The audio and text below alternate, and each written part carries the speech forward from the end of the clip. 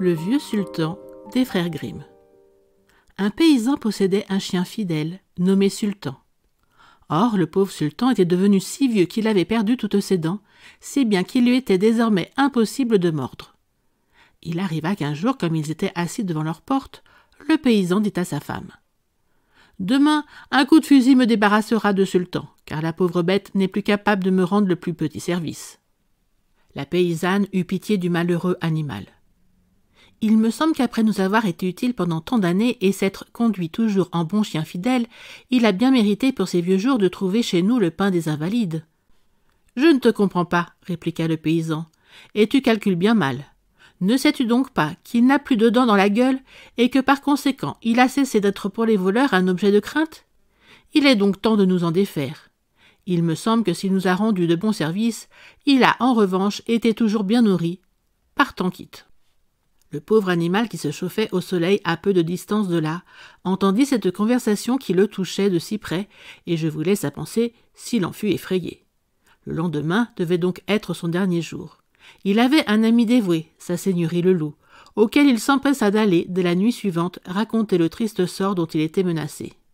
« Écoute, compère, lui dit le loup, ne te désespère pas ainsi, je te promets de te tirer d'embarras. Il me vient une excellente idée.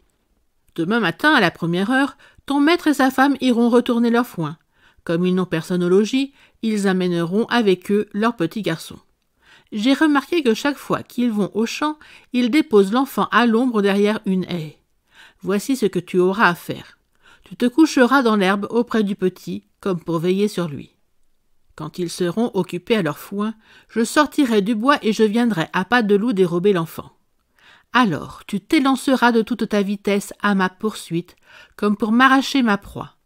Et avant que tu aies trop longtemps couru pour un chien de ton âge, je lâcherai mon butin, que tu rapporteras aux parents effrayés.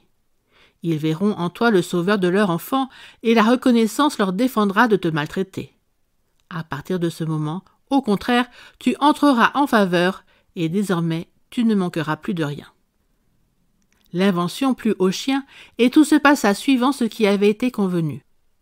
Qu'on juge des cris d'effroi que poussa le pauvre père quand il vit le loup s'enfuir avec son petit garçon dans la gueule. Qu'on juge aussi de sa joie quand le fidèle sultan lui rapporta son fils. Il caressa son dos pelé, il baisa son front galeux, et dans l'effusion de sa reconnaissance, il s'écria : « Malheur à qui s'avisera d'arracher le plus petit poil à mon bon sultan. J'entends que tant qu'il vivra, il trouve chez moi le pain des invalides qu'il a si bravement gagné. » Puis, s'adressant à sa femme : « Gretel, dit-il, cours bien vite à la maison et prépare à ce fidèle animal une excellente pâtée. Puisqu'il n'a plus de dents, il faut lui épargner les croûtes. Aie soin d'ôter du lit mon oreiller. J'entends qu'à l'avenir, mon bon sultan n'ait plus d'autre couchette. » Avec un tel régime, comment s'étonner que Sultan soit devenu le doyen des chiens. Merci d'avoir écouté cette vidéo. Si cette vidéo vous a plu, vous pouvez vous abonner gratuitement à la chaîne Coin Livre Audio.